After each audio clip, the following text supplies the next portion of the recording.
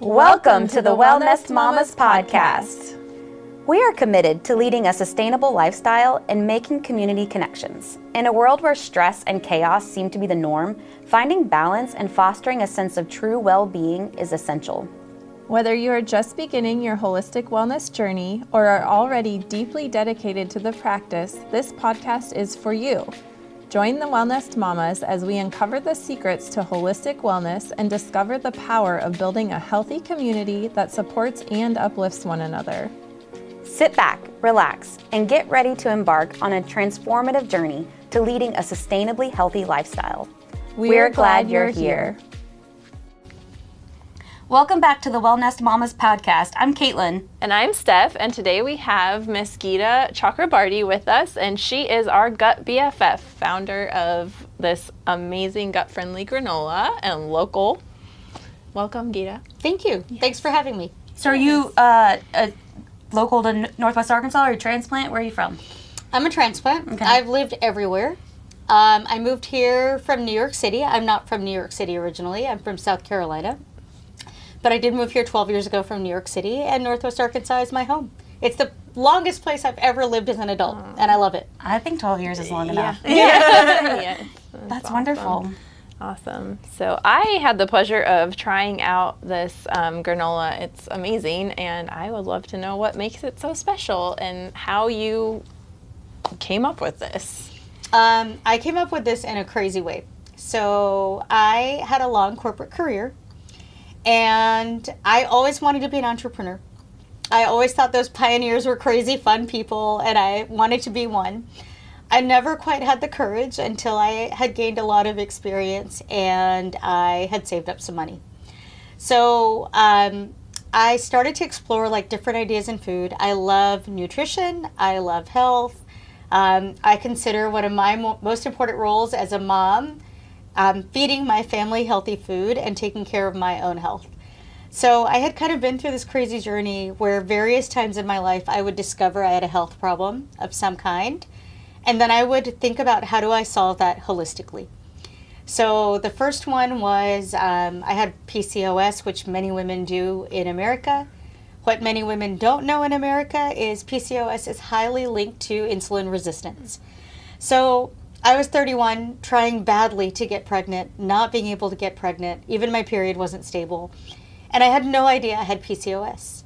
And so I lived in New York City at the time. I went to a fertility doctor just to find out if something was terribly wrong. Not necessarily wanting to get on the whole crazy IVF train. And we started to run all the tests, and he was like, oh, you have PCOS, and it's making it hard to get pregnant. And you know what, I can do this whole crazy thing. I can turn off your period, I can turn it back on, I can put you on all these hormones and drugs, and you need to take metformin because metformin will help you with the PCOS. And I was like, what is metformin? And he was like, oh, it's a diabetes drug. And I was like, but I don't have diabetes. And he's like, yes, but you have PCOS and it's linked to insulin resistance. You need to take metformin. And I was like, but why? I'm only 31. I'm not ready for IVF. Why are you not telling me to change my diet? If you're going to put me on a diabetes drug, isn't there a way I can eat for diabetes? Mm-hmm. And I still remember he was chasing me to the front of the office, and he was like, well, if you don't do what I'm asking you to do, I'm not going to see you anymore. And I was like, well, I guess we're done. I don't think I'm going to see you because good for you. I have time and I'm young. So why can I not at least try to address this in a way that is better for me and my body? And I was uncomfortable with all the drugs and the hormones, and it just it put me on edge. Mm-hmm. And so I did change my diet. I thought, how lucky am I to be 31 years old and learning that this is why I'm having a hard time getting pregnant. And gee, if I'm insulin resistant now, maybe I'm going to get diabetes when I'm older. What a nice signal to get right now before I have diabetes. So I stopped eating all that sugar. I started eating better carbs. I changed my diet. I changed my health. I got pregnant. I mean, I lost tons of weight. That wasn't the goal, but just stopping my sugar addiction went a very, very long way. And then again, after COVID, I had high cholesterol because I had gained weight because COVID was miserable. And we were all inactive and stressed out and eating bad food.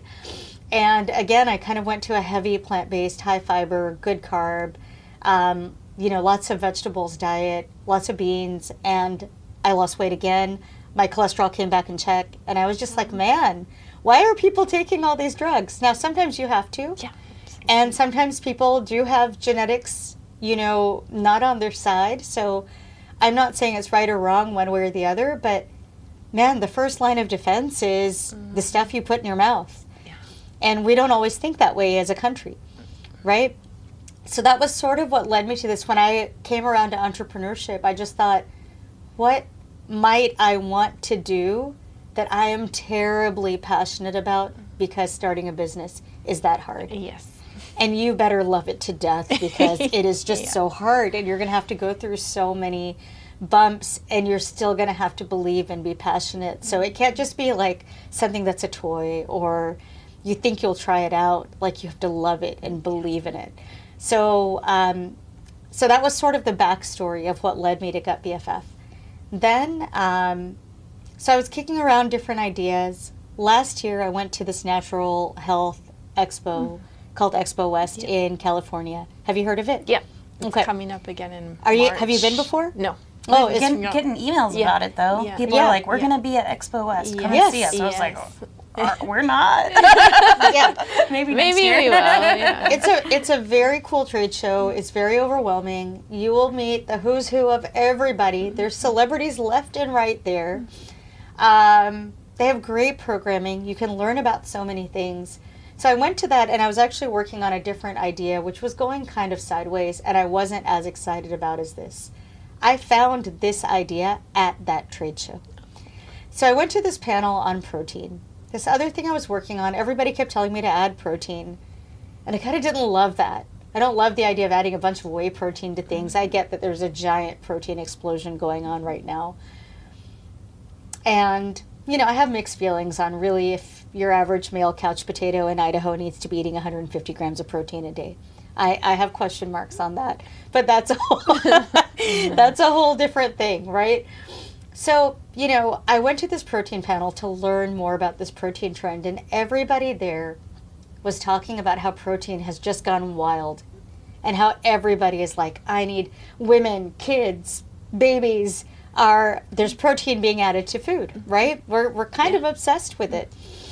And at that panel on protein, everybody was talking about like what could be the next big thing, and people started to talk about gut health. And what was interesting was how much protein people are eating at the expense of fiber and nutrients and vegetables may even drive that trend harder, because I see guys eating pounds of steak at lunch and not anything else sometimes, right? And I just look at it and I'm like, ooh, where's all the other stuff that might be on your plate, right? So I came home and I started researching gut health. And gut health it's so buzzy right now, and there was one thing I found that was so interesting, and it was something called the American Gut Study. And it basically said, and I marvel that nobody in America knows, like most people don't know this. There was this huge study that happened like 5 or 6 years ago, where they analyzed people's food, their nutrition, their poop, and they said, plant diversity in your diet has an incredible impact on your gut health, which impacts your immunity, your brain health, your overall wellness in 100 different ways. And nobody had done anything with this study. And the study said the right number of plants to have in your diet every week is about 30. And it doesn't matter whether you eat meat or not. So there was nothing saying like, go vegan, go plant-based. There was nothing extreme in the findings of this study. It just said, people, please put more plants in your diet. It's good for you. So then I started digging into this, and I started finding in other countries, they had all these products that were around in the grocery aisle, not the supplement aisle, that help you with your gut health using real food. So that was kind of fascinating, right? Because usually it's like, in America, supplements are unregulated. Again, this is not a right or wrong. Yeah. If they help you, great, take them. But, almost anybody can write anything on a supplement in this country, and there is really no regulating authority. In Canada, yes, like 5 steps of scrutiny. Here, no, right? So then I was like, this is so fascinating. Real food with recognizable ingredients, like buckwheat you can see in the product, is good for your gut because it's a grain that, or buckwheat is actually not technically a grain, but it's something that you can eat, you can recognize. And by eating a different mix of plants, you're helping your gut health. And it's understandable, recognizable ingredients you know, and it's not processed into a gummy or something, where your mind can't quite add up how did it get from point A to point B and what is it really doing for me, right? So that was how GutBFF was born. Love it. So it was based on this idea of if we eat a lot of different kinds of plants, it's good for us. And what happens is all of those different types of fiber that come from plants, it's not that complicated. The fiber that comes from a chia seed is different from the fiber that comes from a walnut, which is different from a fiber that comes from a lion's mane.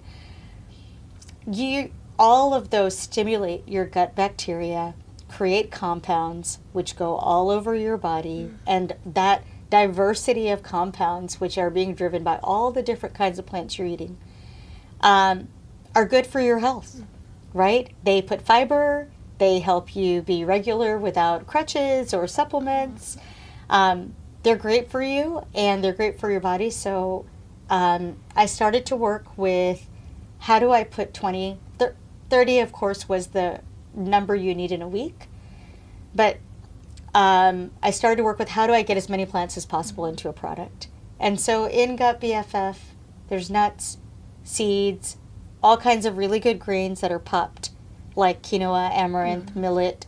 There's buckwheat.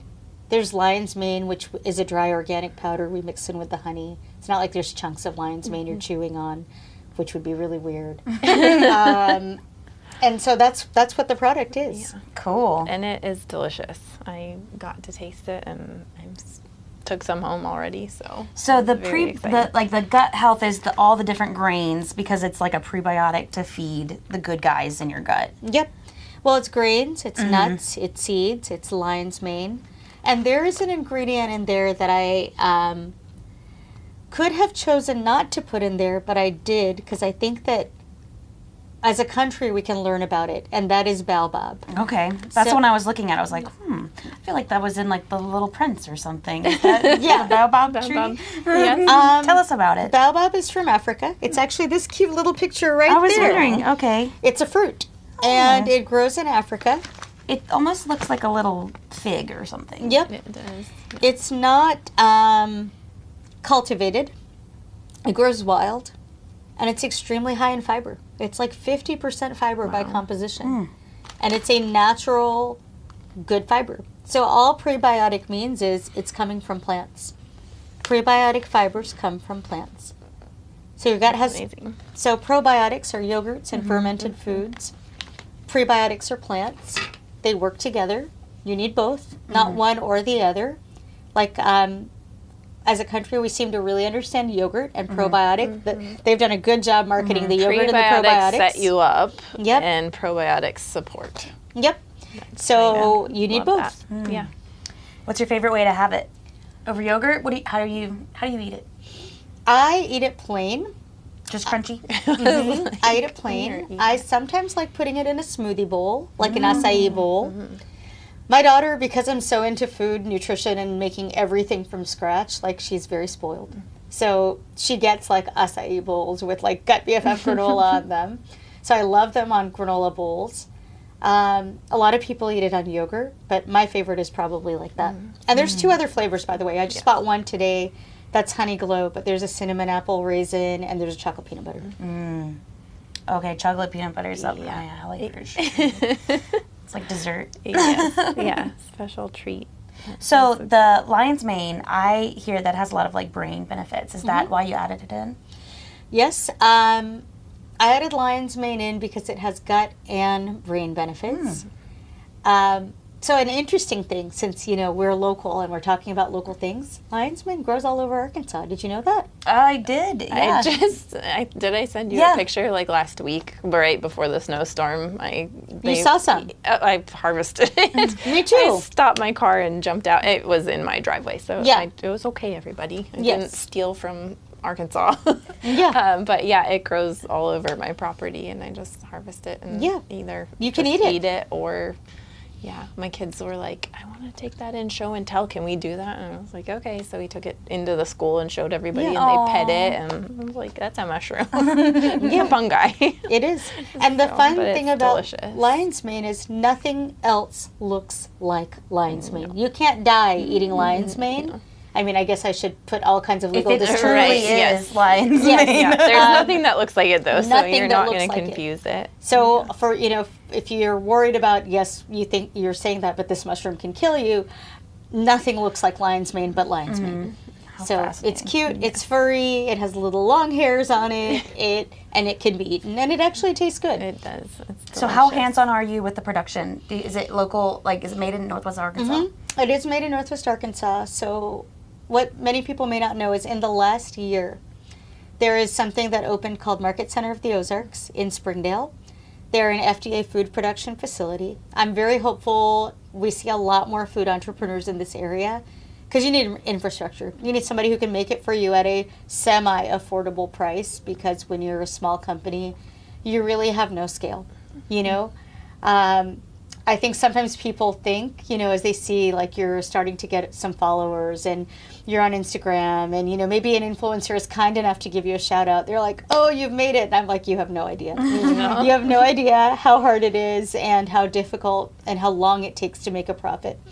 But yes, it is made in Arkansas at the Market Center of the Ozarks. Cool. Awesome. What a neat facility. Yes.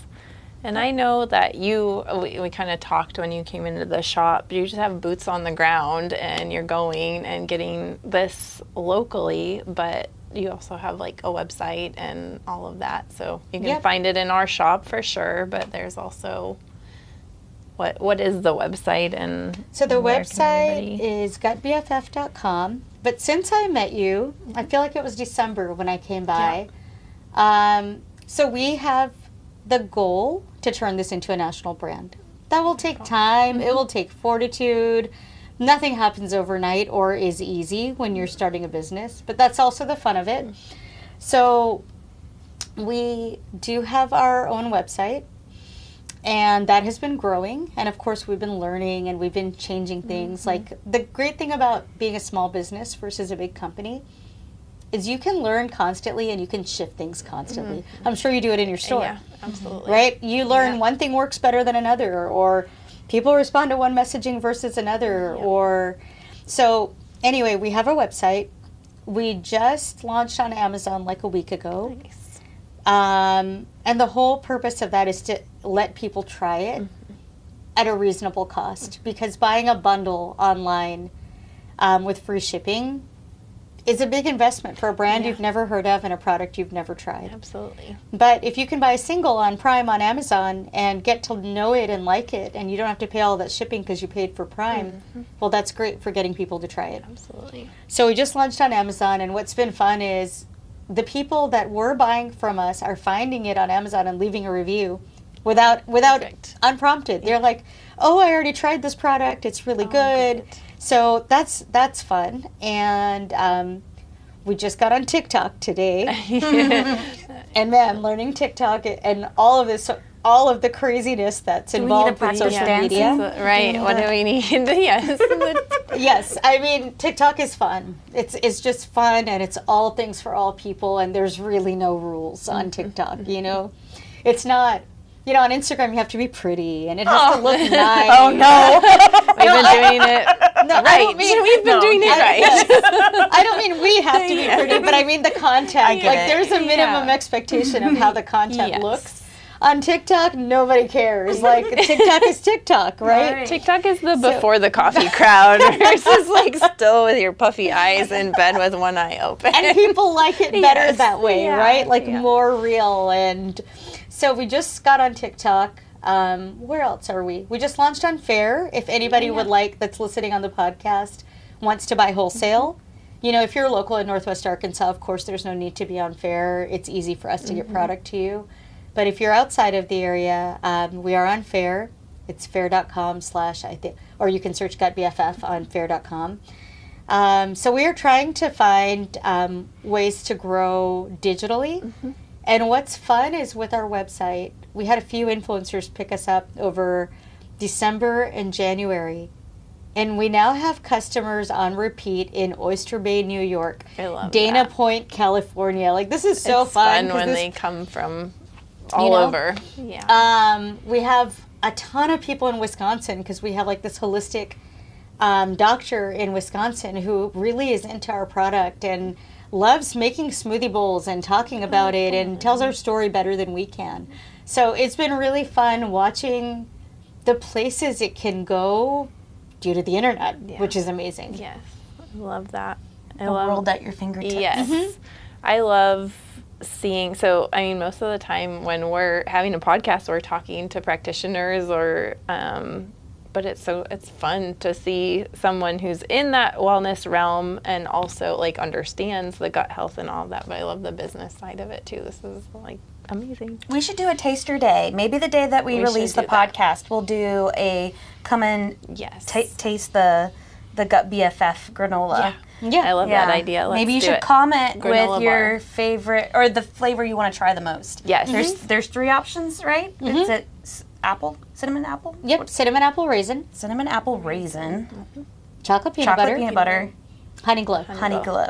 Ooh, glow. Yes. Yeah. Kaylin's got honey glow vote. There's no woman that doesn't like the word glow. I know. What is None. it It about makes that? it more fun. Yeah, we want to glow. Yes. That's all there is to it. Yes, I love that. So, do you have any other little tidbits or words of advice for either someone that's tackling, you know, a health issue from a nutritional standpoint or from business standpoint? Yeah, I think like making big changes in your diet can be scary. So make them small. You know, like fiber is a big thing, and most people are terrified, or I talk to people who don't even know how to begin getting more fiber in their diet. And you need 25 grams a day as a woman. You need like 30 as a man. And little things, little changes, like 2 tablespoons of chia have over 5 grams of fiber. And having a chia pudding a day gets you very far on your fiber goals every day. A cup of beans, just 1 cup of beans. You don't even have to cook them. Canned is okay. You know, gets you on your fiber goals. So I think making small incremental changes are sustainable. Like this whole New Year's stuff people do every year and then defect on within, 30 days.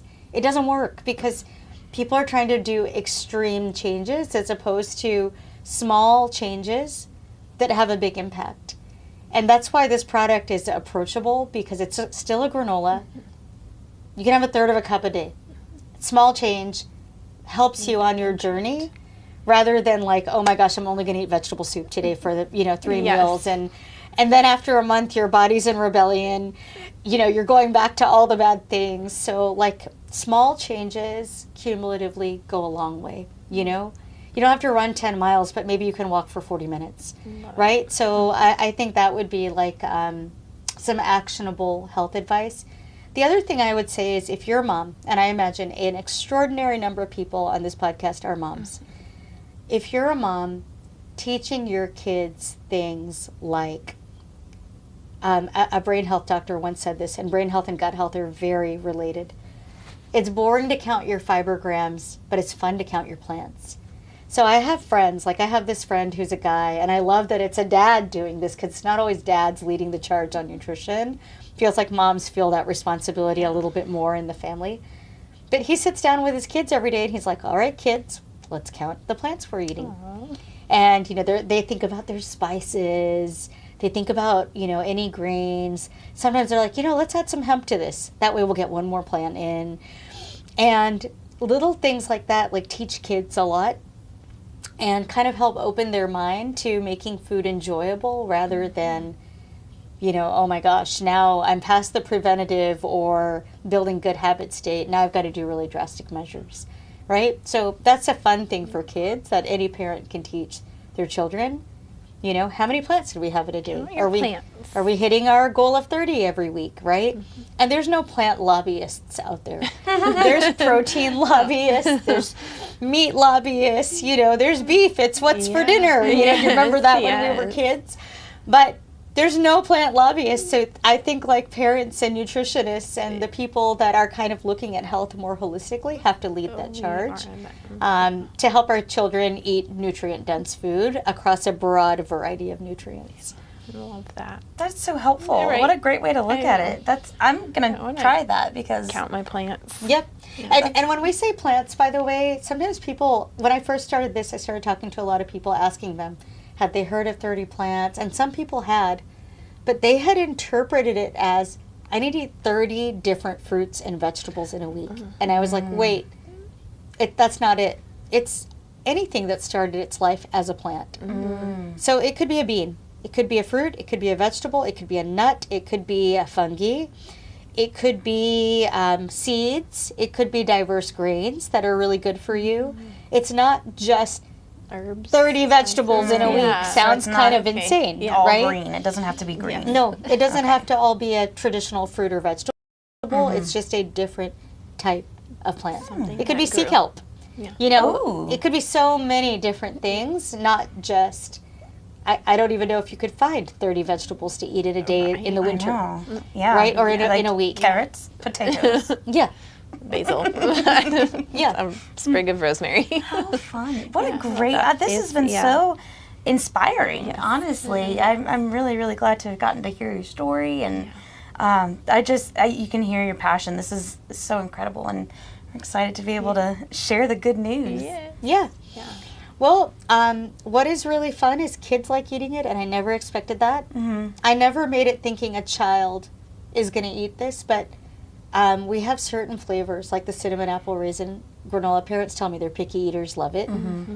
And that's so fun, because when does a child eat buckwheat or chia?